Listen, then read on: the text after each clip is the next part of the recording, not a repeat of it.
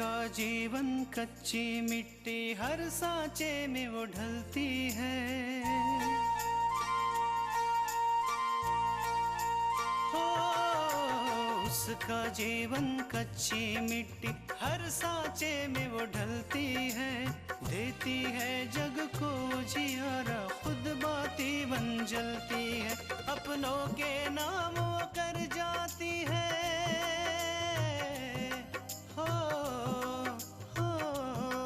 अपनों के नाम वो कर जाती है। सारा जीवन अपना बन के बेटी भाभी माँ वो सच कर दे हर सपना।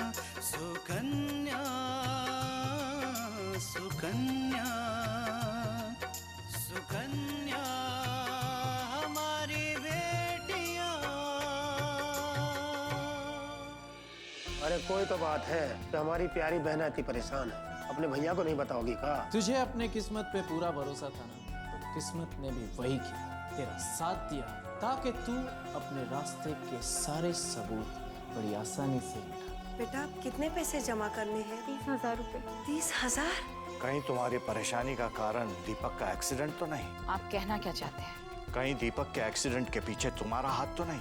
अपूर्व, इस केस में तुमने हमारी बहुत मदद की है, इसलिए आज से हमने तुम्हारी प्रमोशन कर दी है। ऐसे लगता है जैसे हमारी खुशियों को किसी की नजर लग गई है। कैसे हो सोहन? मैं ठीक हूँ। मुझे क्या होगा? वो आजकल तुम भाग दौड़ कुछ ज्यादा ही कर रहे हो ना। अब मेरा मतलब है, आकांक्षा के पापा हॉस्पिटल में है तो तुम पर भी स्ट्रेस आता ही होगा। नहीं, ऐसी कोई बात नहीं है। तुम मुझे बताओ, तुमने मुझे क्यों बुलाया? कोई काम था मुझसे? नहीं नहीं सोहन, मुझे तुमसे कोई काम नहीं था, वो सर के बारे में पूछना था। एक्चुअली मैं खुद आने वाली थी, पर सोचा कि अगर आकांक्षा को बुरा लग गया तो। और वैसे भी अभी को लेकर हमारे बीच में बहुत सी प्रॉब्लम चल रही है, इसलिए तुम्हें बुला लिया। सर कैसे हैं? अभी भी अंडर ऑब्जर्वेशन है। डॉक्टर्स कुछ बता ही नहीं पा रहे। सब लोग बहुत परेशान हैं। तुम उन लोगों का ख्याल रखना, और अगर किसी चीज़ की ज़रूरत हो तो मुझे बताना। तुम्हारी दोस्त हूँ ना, कुछ ना कुछ फर्ज तो मेरा भी बनता है। अच्छा, अब मैं चलती हूँ। Bye bye.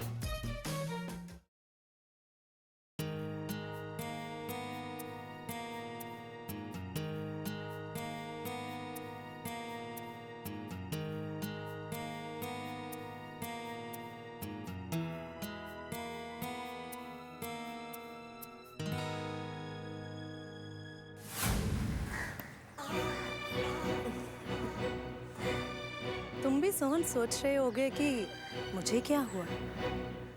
मुझे प्यार हो गया है सोहन तुमसे। आज जो मैंने अच्छेपन होने का ढोंग रचा है ना, वो सिर्फ तुम्हें पाने की खातिर। अब आगे आगे देखो होता है क्या, कैसे तुम खुद ब खुद मेरे पास चले आओगे उस आकांक्षा को छोड़ के।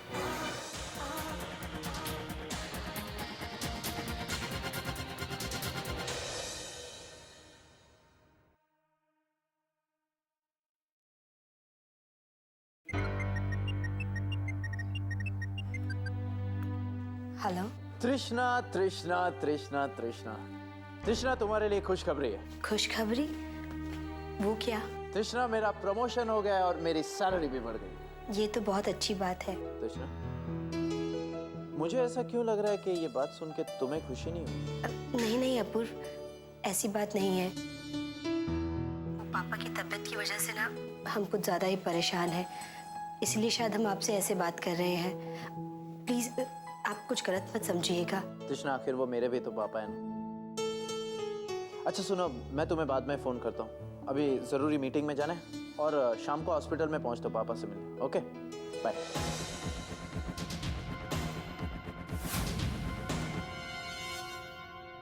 कृष्णा। हाँ माँ, क्या बात है बेटा, सब ठीक तो है ना? हाँ माँ, सब ठीक है। अपूर्व का फोन आया था, वो एक खुशखबरी दे रहे थे, कह रहे थे कि उन्हें प्रमोशन मिला है और उनकी सैलरी भी बढ़ गई है। ये तो बहुत अच्छी खबर है बेटा। चलो, कुछ तो अच्छी खबर सुनने को मिली। वैसे अपूर्वा बहुत मेहनती है। भगवान का लाख लाख शुक्र है कि ऐसा पति तुम्हें मिला।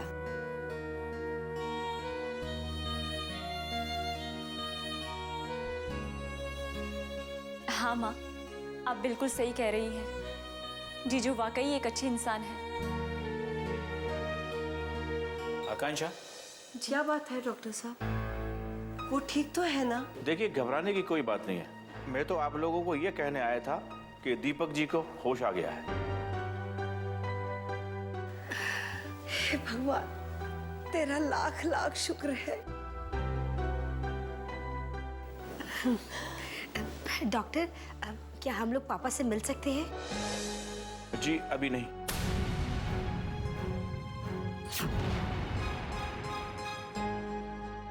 पर क्यों? इससे पहले कि आप लोग पेशेंट से मिलें, मैं आप लोगों को उनके बारे में बहुत खास और जरूरी बात बताना चाहता हूँ।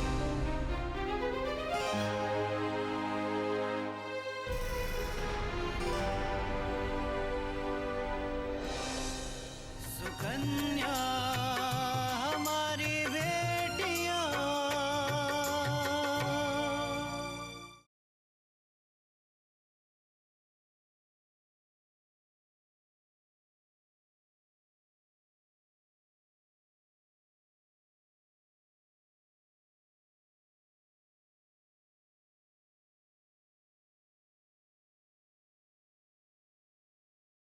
सुकन्या हमारी बेटियां।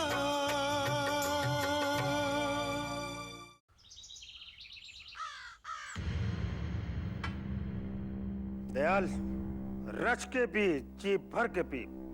और सुन, कोनो बात की चिंता मत करना, हम है ना। जब तक आपका हाथ हमारे सर पर रहेगा दादा, मैं चिंता मुक्त रहूंगा। अब सुन, काम की बात ध्यान से सुन कि काम की शुरुआत कहाँ से करनी है। हाँ बोलो दादा, शुरुआत कहाँ से करनी है? देख,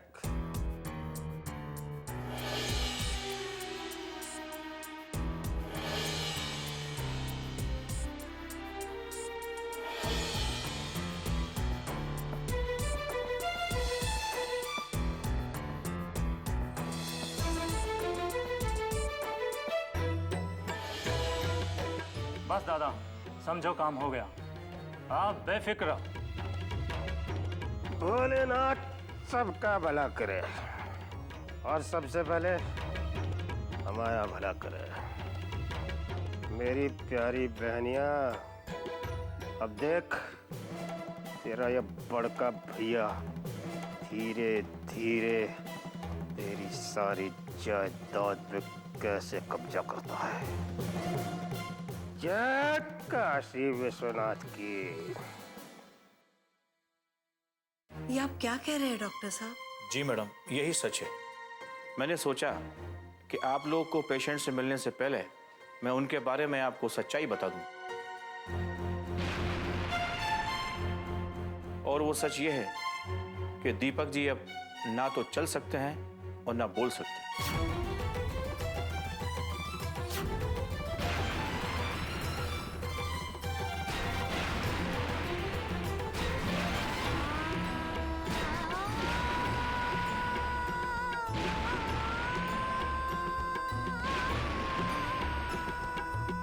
लेकिन डॉक्टर साहब, ये कैसे हो सकता है?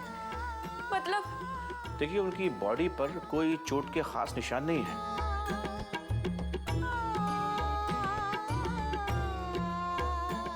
लेकिन हाँ, उनके सर पर जो गहरी चोट आई है उसकी वजह से उनके दिमाग के उस हिस्से पर असर पड़ा है जो बॉडी को कंट्रोल करता है।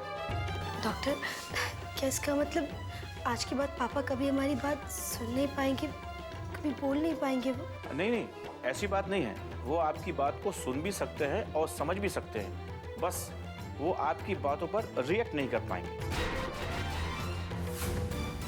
मेरा मतलब है कि वो वो अब ना तो चल पाएंगे ना ठीक से बोल पाएंगे, और उनकी बॉडी का कोई अंग काम भी नहीं कर पाएगा।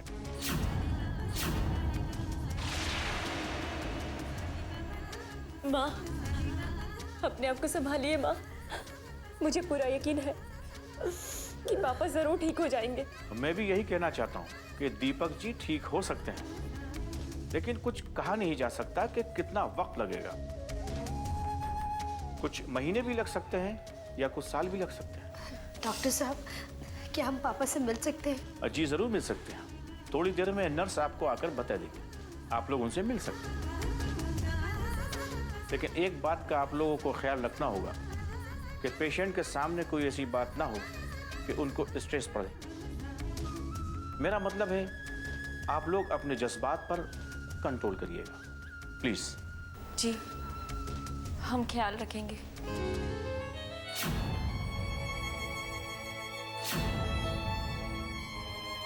सुकन्या हमारी बेटियां,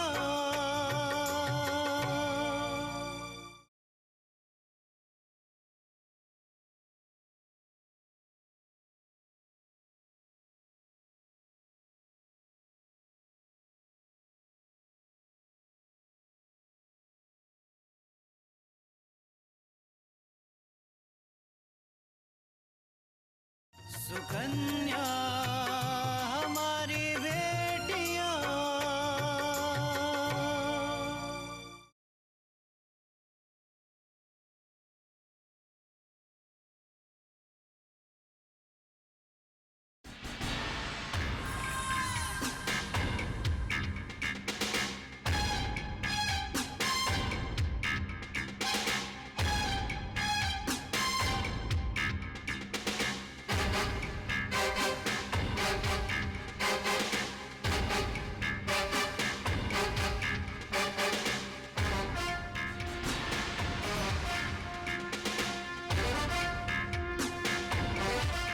आप यहाँ?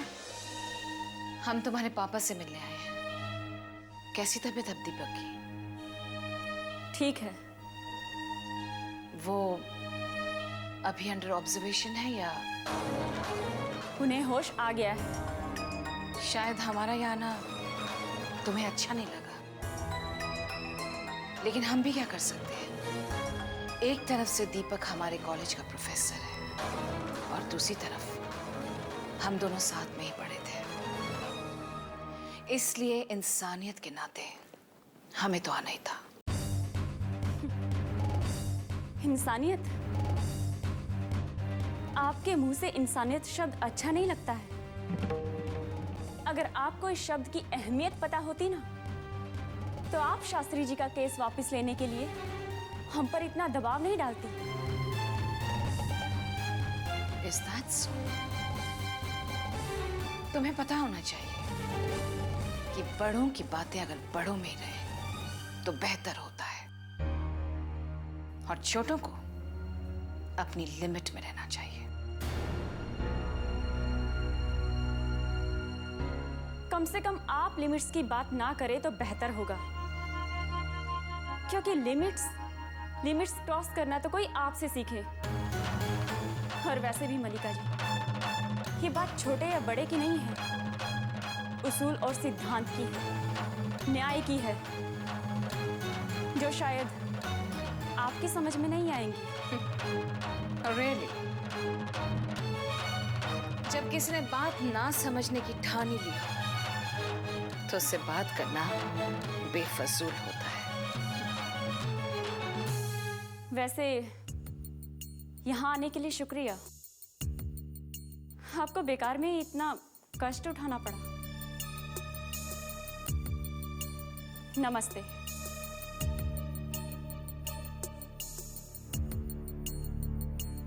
वैसे एक और बात मलिका जी, न जाने मुझे ऐसा क्यों लगता है कि पापा का एक्सीडेंट हुआ नहीं बल्कि करवाया गया था। और अगर ये बात सच हुई ना, तो गुनहगार ज्यादा दिन तक बच नहीं सकता। मैं उसे ढूंढ के ही रहूंगी।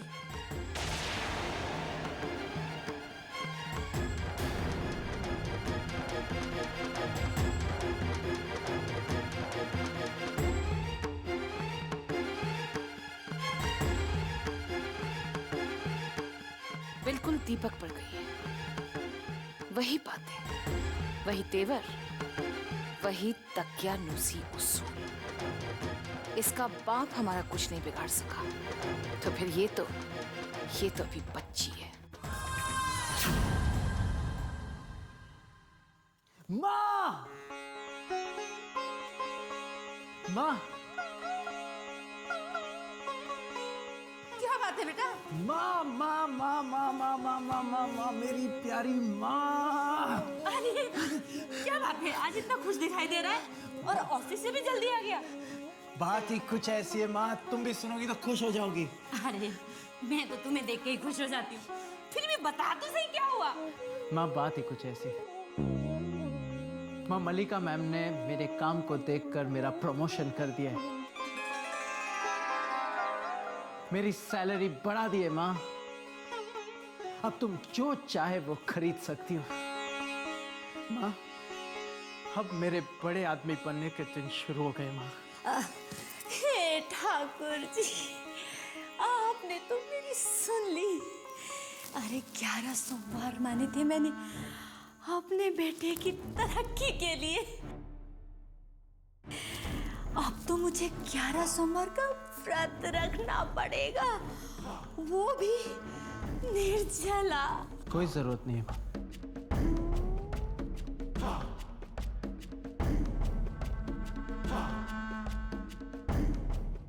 सुकन्या हमारी बेटियां,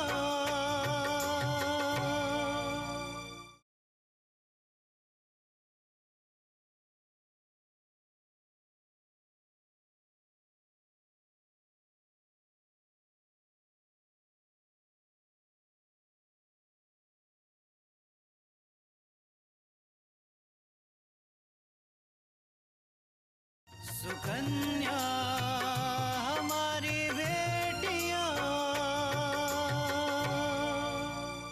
ये क्या माँ, आज के मौके पे तुम्हारी आंखों में आंसू? बेटा ये तो खुशी के आंसू है। नहीं माँ, मैं तुम्हें 11 सोमवार नहीं करने दूंगा, और वो भी निर्जले। माँ कुछ खाए पिए बगैर तुम नहीं रह पाओगी, तुम्हारी तबीयत खराब हो जाएगी माँ।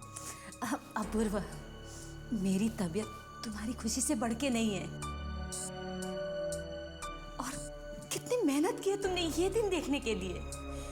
11 सोमवार का व्रत तो मुझे रखना ही पड़ेगा, नहीं तो भगवान नाराज हो जाएंगे। माँ, माँ तुम देखो अपने आप को, कितनी कमजोर हो गई हो, नहीं रख पाओगी। बेटा रखना तो पड़ेगा ही।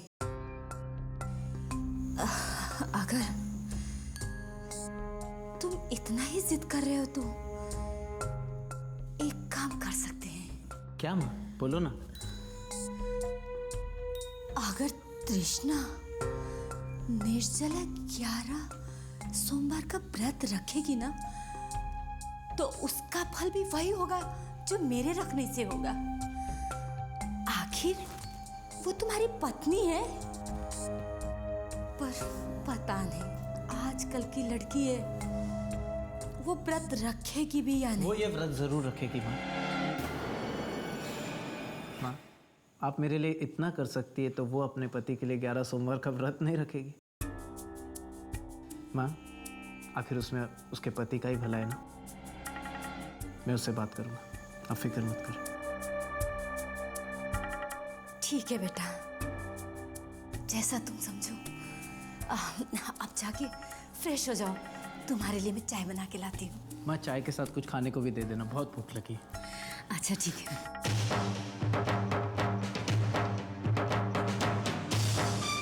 कृष्णा, तुम्हारी स्वागत की तैयारियां शुरू कर दी है मैंने। आते ही तुम्हें किन किन बातों का सामना करना पड़ेगा, ये तो तुमने सपने में भी नहीं सोचा होगा। आखिर ये कल्याणी का दिमाग है।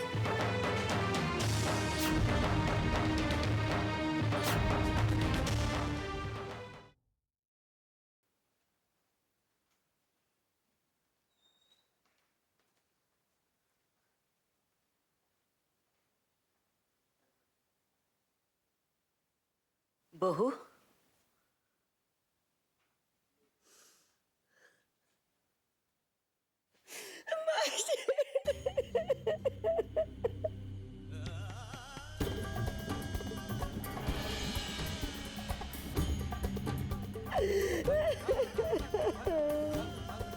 क्या हुआ बहू?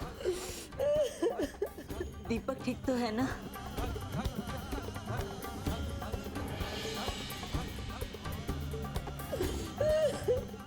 दादी, पापा ठीक है।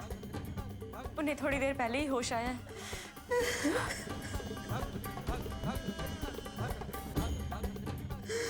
अरे, मैं तो डर ही गई थी। बहू, तुमने तो मुझे डरा ही दिया। ये तो कितनी खुशी की बात है। और बहू, तुम हो कि रोए ही जा रही हो? पापा को होश तो आ गया है,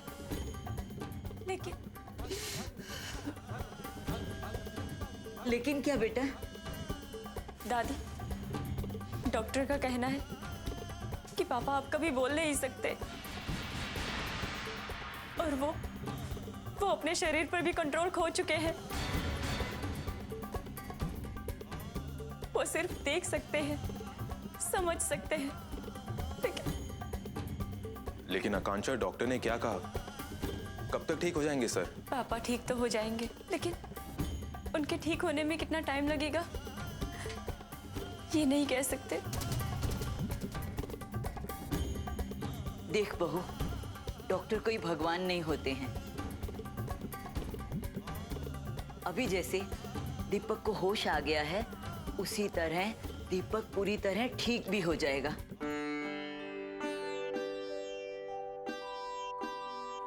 अब अगर उसको ठीक होने में समय लगना है तो वो तो लगेगा, लेकिन बहू, हम सब मिलकर ठाकुर जी से प्रार्थना करेंगे कि हमारा दीपक जल्दी से ठीक हो जाए। और मुझे अपने ठाकुर जी पर पूरा विश्वास है कि वो हमारी प्रार्थना जरूर सुनेंगे।